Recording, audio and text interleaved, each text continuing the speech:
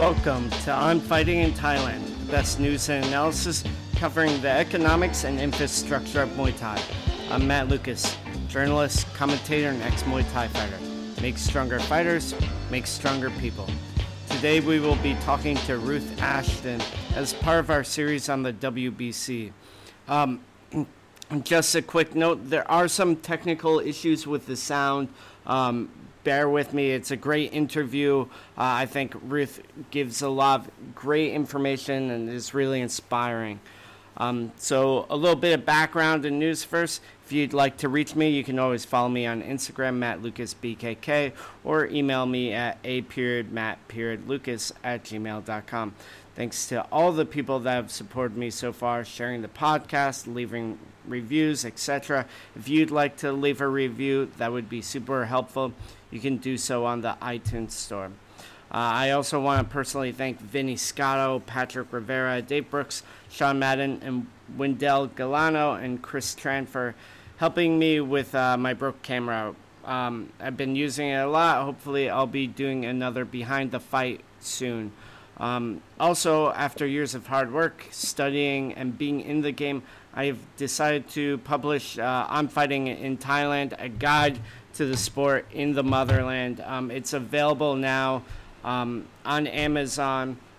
It's composed of a series of interviews with long-term expat fighters, including Michael Savas, Willie Whipple, Lisa Brealey, Angela Chang, and others. This clear guide goes over scoring, matchmaking, picking a gym, fight styles, gambling, Muay Thai culture, and much more.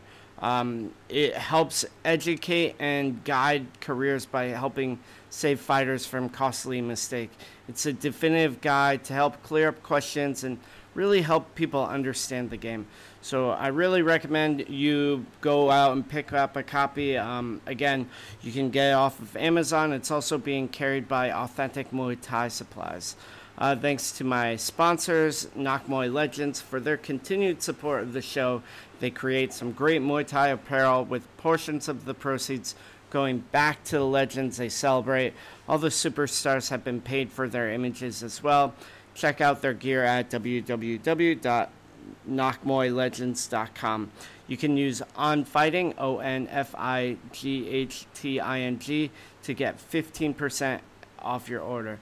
Thanks, as always, to Patrick Rivera for helping get the show started. I recently went out to the U.S. for the Muay Thai Business Summit. It was a great experience. It was held at Patrick's new location in Elk Grove. It's his third branch of the Valor Academy.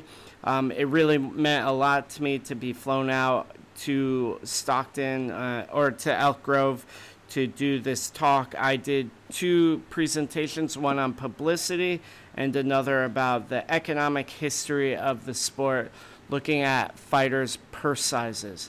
So we went over that, and it was really a great experience. I got to meet a lot of people. There were about 50 gym owners there.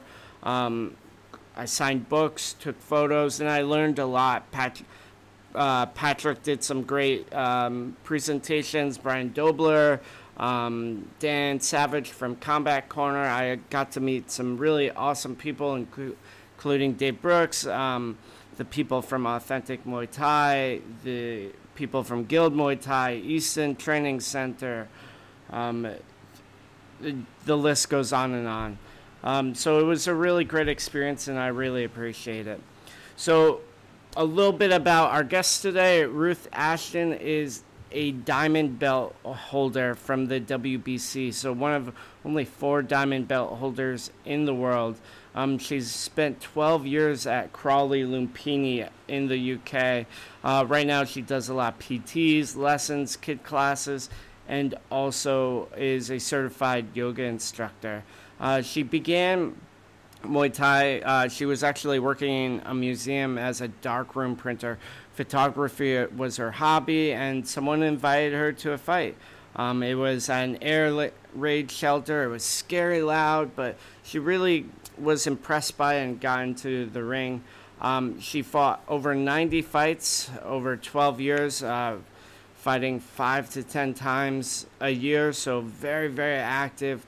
She retired just before her 40th birthday with a lot of accomplishments under her belt. So without further ado, our interview with Ruth Ashdown. So thank you so much for coming on the show, Ruth. I really appreciate it. You said before off air that you started with ringside photography. What made you actually want to step into the ring itself? Oh, I think that was a long way off from when I first started. I went along and photographed, and to be honest, it scared me and made me jump a bit when I first went along.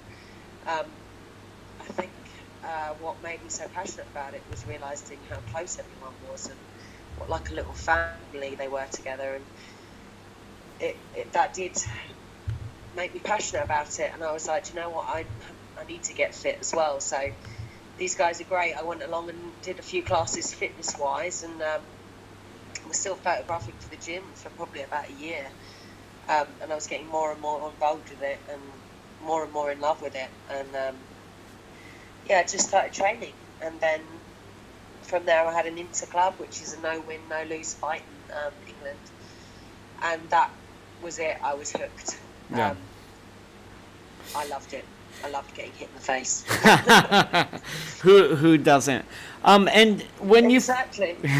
When you first started, did you foresee like this illustrious future for yourself? Like, because you are a WBC Diamond belt holder, was that something you even envisioned from the get-go? Oh Jesus, no. If you spoke to John Jarvis about, I was horrendous when I first started, and I'd never really had a competitive streak. I didn't know it was in me, and I did do everything 100%, but I never knew I was competitive, and I never knew that I could be any good at it. It was just the fact that I am so driven. I learned a lot of things about myself training and fighting, and I had no idea that I was going to get anywhere, not even after the first 10 fights probably. I just knew that every now and again I was doing something a bit better than I did it last time, and that's what brought me to go on to the next one. Is I could get better, and I would get better, and I was constantly challenging myself. And every time I did, I either went up or down a run, but I never went down a run that I needed to try twice as hard to get back up there again. I wasn't going to be defeated, and obviously that mindset got me to where I got in the end. And you said you learned a lot about yourself in this process. What do you think you learned, or what was like one of the key things you learned from doing it all? I didn't know I was so dedicated, and that I was able to constantly challenge myself and put myself and my body through the things that I did, and through sheer determination I did so many things and empowered myself to get to where I did. I still blow myself away thinking about it now, thinking I don't think I could do what I did then now. Mentally, physically, I was determined, I was driven, and nothing was going to stop me. And obviously the pinnacle of your career was the WBC Diamond belt, which you fought for in Hong Kong 2018. Can you talk a little bit about what that fight was like? Oh, literally from the build-up, from the day that I found out to the build-up to everything, it was just astonishing. It was overwhelming. It was just incredible. Like, every minute of it now makes me smile. Back then it probably didn't, because I was so stressed and kind of weighed down by the pressure of it. But I knew that if I let it weigh me down, I wasn't going to be able to win. So it was just a matter of getting focused and doing what I needed to do. This was my chance to be somebody, and I wasn't going to let that go through my fingers.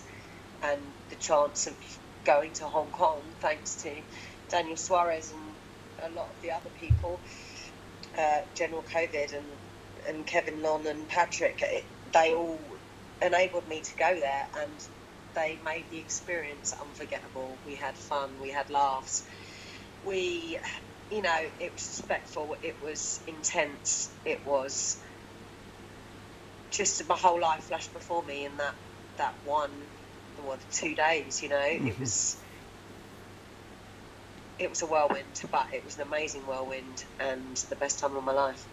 And you have a couple other WBC belts, international one, and then 2 world belts included, and then plus a diamond belt. What was the international belts like? What was the 2 world belts like? Can you talk a little bit about that? The international belt was in England, up north. That was my first chance, and I think the first green belt for lumping and crawley. So the pressure was the greatest, and it was quite early on in my career from what my career went to in the end. So yeah, that was a big step for me, and I remember every step of it, walking out, the music, everything, the fact that I was facing Bad Company, which is a massive gym up north, but the fight was wicked. Kate Staples, she was brilliant. We got on great. We had a great fight. I still look back at it now. Other trainers tell me they get their students to watch it. It was a very clinch-based fight, but it was a good fight, and we were both worthy components of the fight. I won, and I'm very proud of that, and I still look back at that fight and I'm proud of it now. I'm proud that was the first green belt that I managed to wear around my waist. The first world title was on a home show, so I had a good, few hundred people shouting my name, and I put on my usual show when I walked out with a few fire breathers and drummers and stuff, and yeah, it was amazing. And when I held that belt up, to be honest, I don't remember that fight. All I remember is having that belt, holding it up and hearing everybody, and just the overwhelming, tearful elation that came with it, and the fact you can never thank people enough for what they did to get your dream to come true. Mm-hmm. You fought in multiple weight classes. What was that like, and what was it like moving up in weight? Did you feel like you had to change your style a lot as you got heavier? No, not at all. Mm-hmm. Not. To be honest, it's a minimal weight, and you fight the way you fight. You've got to fight to the things you're good at, and you can change your styles occasionally when you know what you're getting in front of. But you fight the way you fight. You just have to have different branches on that main pinnacle of what you're good at. There's no point trying to be someone else or fight a different way than your style, because that's you. It's your handwriting. Mm-hmm. And what were those different belt fights like? Do you remember them? You said the 3 different, you had the 1 international, and then the 2 worlds, and then the WBC Diamond belt, in terms of WBC belts, correct? Yes. So 4 altogether. The first one was in this country, in England. That was up north. Obviously that was my first WBC, so again the pressure was great, and my chance to be someone, although I'd won other titles, and I think it was the first WBC in the gym, so again that was my chance to prove to all my supporters, loved ones and people who were training me that all the time and effort they'd put into it was worth it. And do you know what? It was a great fight. It was an awesome fight, and I still get people telling me now that they get some of their students to watch it. It was a very clinch-based fight. Mm-hmm. And yeah, it was really good, and I'm still proud of that fight, and I still remember how nervous I was walking out. I remember the music. I remember that it was against Bad Company, which is one of the gyms in the country, and I can just, remember every bit of it. Some fights you don't remember at all, but I remember that fight, and it was, a good fight. I'm so proud of it. Yeah. What was... The first world title was amazing. Mm-hmm. I loved it, and the main thing I remember about that is the feeling afterwards when I held that belt in my hands and I held it up. Again, that was on an actual home show, so that was the first WBC I fought for at home, and I'd lost a couple of world titles before that, and it just overwhelming. Mm-hmm. Just I've always had a lot of support from friends and people coming. You know, there was over 1,000 people at that show, I think, and hearing them all shout for you is second to none. It's just unbelievable. How do you feel some of that experience has impacted you now in your sort of post-fight career? It makes you realise what people, looking back, obviously it's been a while now, so Yeah. You realise what you gave up to do it. You realise what you put your body through, what you put yourself through, what you put your friends through to get to where you needed to be, and also what people gave back to you. And it makes you want to be able to give some of that back to other people. What do you think you are able to give back to other people that is maybe different from other people? I think as a female that helps.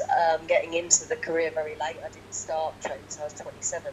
And so that's another thing that I find people see as a really good thing when they come into the gym and ask me if they can start at 25, you know. Yeah, of course you can. I also, when I retired, I was desperate not to become down or whatever, because it'd been my life for so long, that I went to India and became a yoga teacher.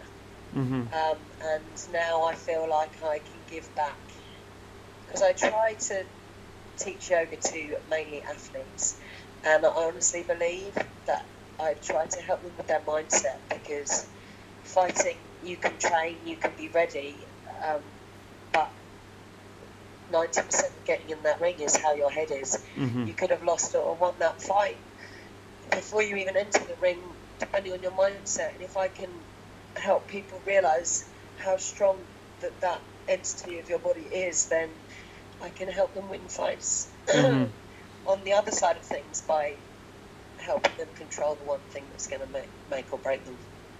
What do you think, or how do you see mindset playing a part in a lot of people and a lot of athletes? Like, what is maybe a common sort of fault that a lot of people have with their mindsets? Doubt. I think it's very hard for self-belief.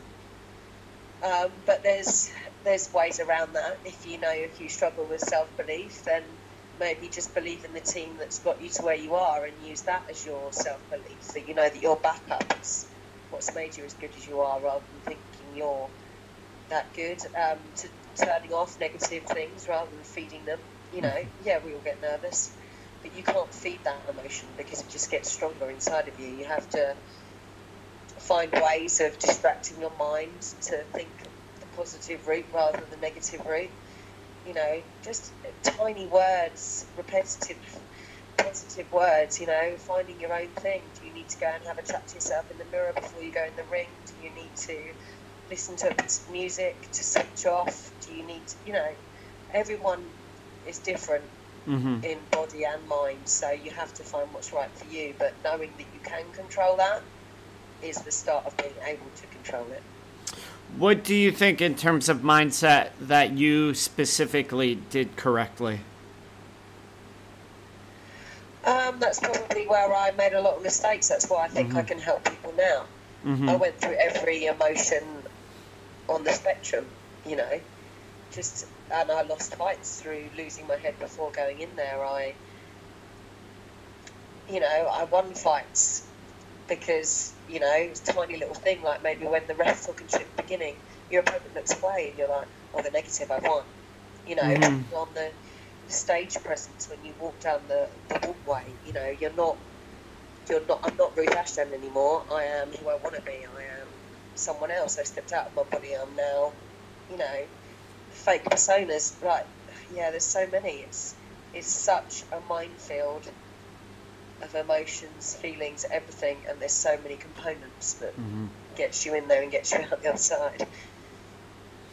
What do you feel got you started really with fighting? I know you said you'd been taking ringside photography, but was there like a certain moment that made you feel like I need to get in there? I started training just for fitness aspects of it, and you know, it's just nice to find something that you don't feel like it's hard work to be fit. And then I just fell in love with it. fell in love with it, and it became a bit of an obsession. And you don't think it's an obsession at the time, but it does. And then I had my first interclub, which in this country is like a no-win, no-lose fight against someone else that you can't lose. I've never felt the elation or the buzz after that I just wanted to get straight back in. Mm-hmm. So I kind of feel like I fell into it by mistake, and then I just wanted more. I just loved it. Every bit of me was thrilled with the training, the even the regimentedness of it, you know, everything. I loved everything about it. And since you've been in the sport for over a decade, and specifically at the same gym, how do you feel the sport has changed, and maybe even like how has Crawley's changed over the years? Well, you've got champions now training the new fighters, so the level of training is just 10 times better than it ever was 10 years ago. You know, and somebody getting in the ring at C-class, which is the beginning fighters over here, as a C-class fighter, is fighting people that we fought 15 fights in. You know, the level of training and fighting now is tenfold to what it used to be. Mm-hmm. You know, we've got the best trainers in the world at our gym, and I think it's still, the old school rules still need to come into play, in the fact of you need to listen to people. You know, it's like going to school. They know because they've got experience, and it's hard to listen to them when you think you know better, or you think you're different or whatever. But the key is listening to that small group around you, and not having too many like cooks in the kitchen. You know, too many viewpoints. Having the 2 or 3 people that you trust, that you depend on, that you know are gonna look after you and get you out of there if necessary. You trust on them. You have to listen to those people, keep them close to you, and let them be part of your journey with you. But the level now is unreal compared with what it used to be. In that respect, things have moved forward, moved on, but only got better. And in your career, who were the 2 or 3 people that you felt close to and helped you in your career? Different bits for different levels. Obviously, my gym, I've only ever trained at Crawley Lumpini, so they are my family. I was with them 7 days a week, you know. They blood, sweat and tears, literally. You know, from sweatsuits to crying to elation to everything. I've been through every single emotion with them, probably more than my family. Like John, Paolo, Luke, Reese, Alan, George, who's now like the best of the best. They're fighting. They were by my side every step of the way and got me to and through Hong Kong. Mm-hmm. But then I've had people from like DD from Combat Nutrition who got me through copious amounts of weight cuts, which my body was fighting, seeing specialists, doing everything. From Daniel Suarez from the WBC, who believed in me from day one, you know, and helped me, pushed me, supported me. There's so many people, it's even hard to think of them all, but technically wise, it was slumping and falling that got me through. Mm-hmm. Obviously you need other people because it's not as simple as it's just a training. Yeah. So I guess looking a little larger than just Crawley, what is the UK scene like, and how has it changed over the years? There's more gyms, I think, because obviously there was the big gyms, and a lot of them were opened by people who used to train together. So a lot of people from John Jarvis's era, they were all owned gyms all over the country, from Scorpions to Bad Company to Kennels. They all kind of used to train together and they opened their own gyms, and then that's kind of branched now. So their best fighters have now either opened gyms under them or opened other gyms. So there's a lot more gyms around, but there's also quite a few gyms that aren't necessarily to the same level. Mm-hmm. But there's a lot more places to train now. So if you are travelling the country, there's places you can go. You can always be training if you're getting fight ready. The fight scene's big. It's even hard to kind of, when we were planning our shows, to try and make sure there's no shows on the same weekend, because obviously you need to fill it with fighters. So yeah, it's big, and the fighters are just another level. I do think it's a shame we don't travel more.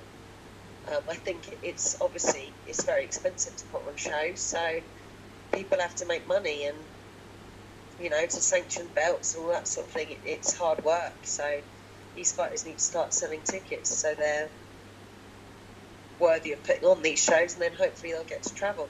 Yeah. Did you have to do a lot of ticket sales in your career? Yeah, it was a big thing.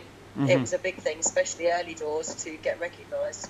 People aren't going to pay for you to fly to even Manchester or Scotland if you don't sell some tickets, because it's, at the end of the day, they have to put these shows on. Even if they don't make money, they have to break even. So they're not going to bring you from another country if you can't fill the seats. Yeah. What were you good at selling tickets? Were you good at selling yourself in terms of personality and as a fighter? I was good at selling tickets. I always had a bit of banter from working in pubs and that. I could sell tickets, but and I think on shows I made a point of, I think, like I said before, it was a show for me. So walking out, I had to switch off from the real me and think, these people don't actually know the real me. So if I can walk up that walkway, being a bit of fun and having a smile on my face, even if they don't know me, they might like my personality, meaning they might cheer for me anyway. If you don't know either fighter, you have to pick one to cheer for. Yeah. So you'll cheer for the fun one, right? Yeah. So I think I was well known for my big walkouts with drummers and fire and all this sort of thing, but I realised that was my thing, and it got people, it's all about the show, right? So people want to come and watch a show, so put on a show, and then you get the crowd behind you. And how would you describe your career overall? Wow, that's a question. Overwhelming, life-changing. Like, I started as a photographer, and now I can look back, because I've had Dave Fortescue photographed a lot of my shows. Now all my memories are obviously in images, and it's hard to believe sometimes that was actually me and what I've done and where I've come, and it's overwhelming, and I'm glad I gave up my life for it. But then I was also very lucky to get the opportunities that I did. I managed to finish on a pinnacle. I managed to make a legend for myself, and I'm so lucky to have done that. And people give up their lives for this and don't necessarily got those opportunities. Do you think that, like most people, you sort of mentioned this, most people don't end on a pinnacle. Were you planning on stopping after you got the WBC Diamond belt?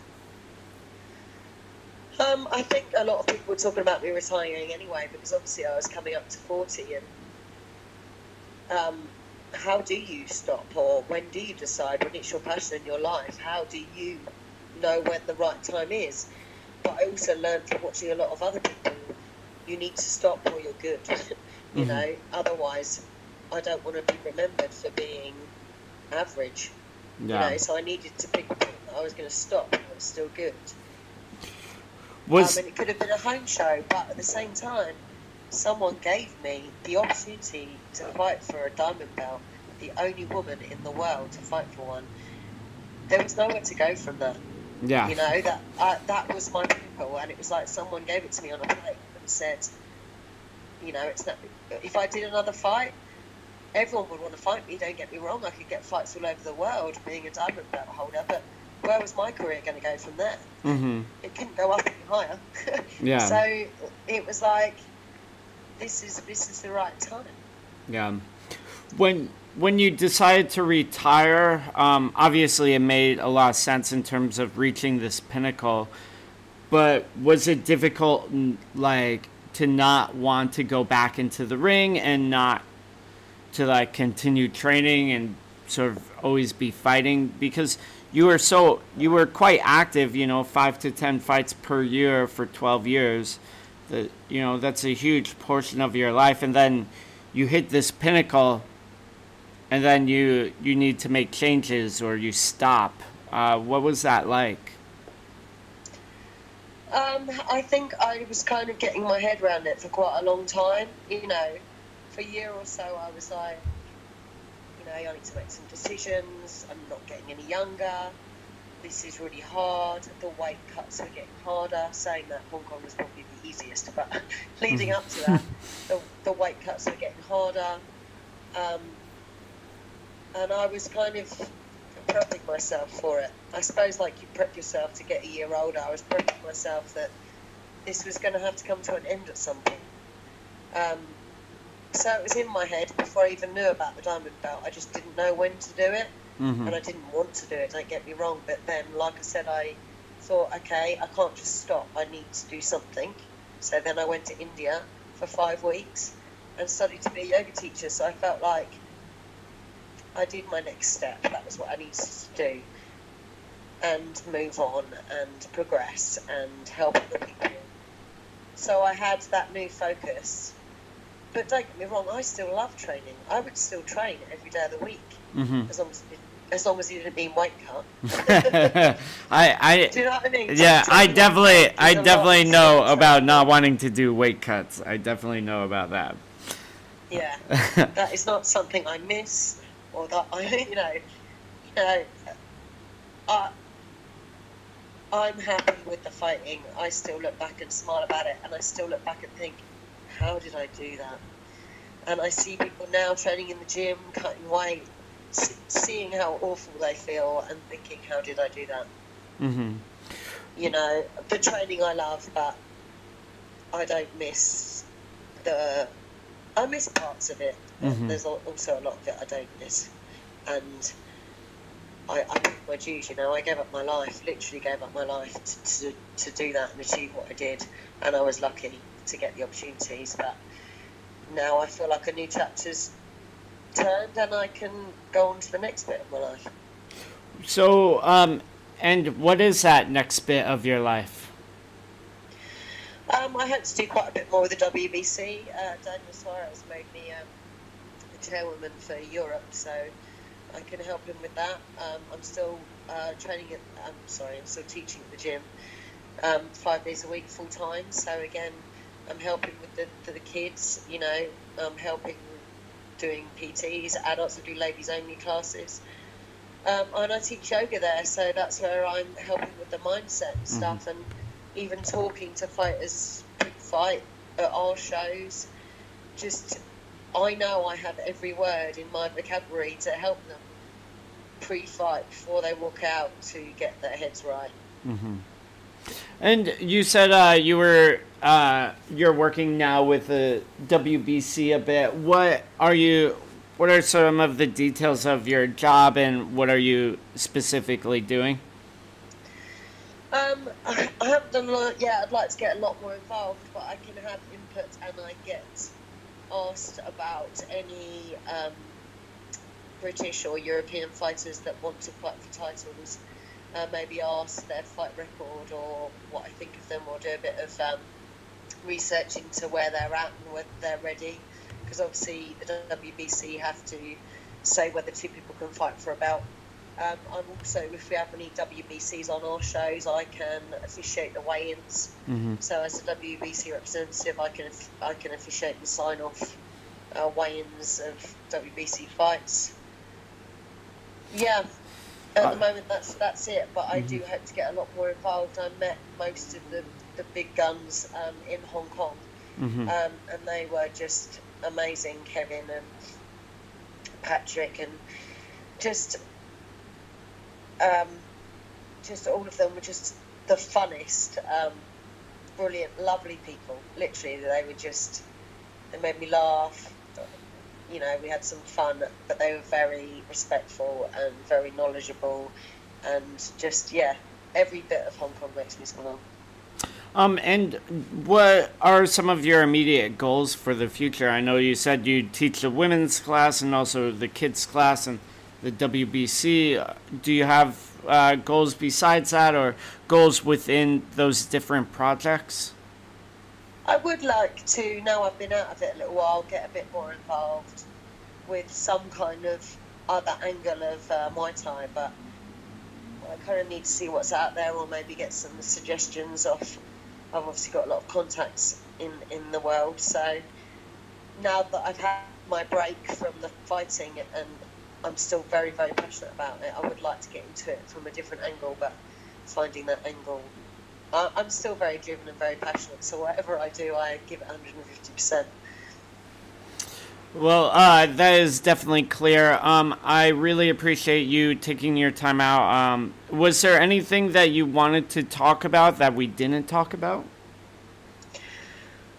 I just think kind of what we did touch on about future people is, unfortunately, England's not somewhere you can be a full-time fighter. You know, you're still have to have a job. So I think it's really important to know, to listen to the right people, you know, and to give it everything, but also have a life.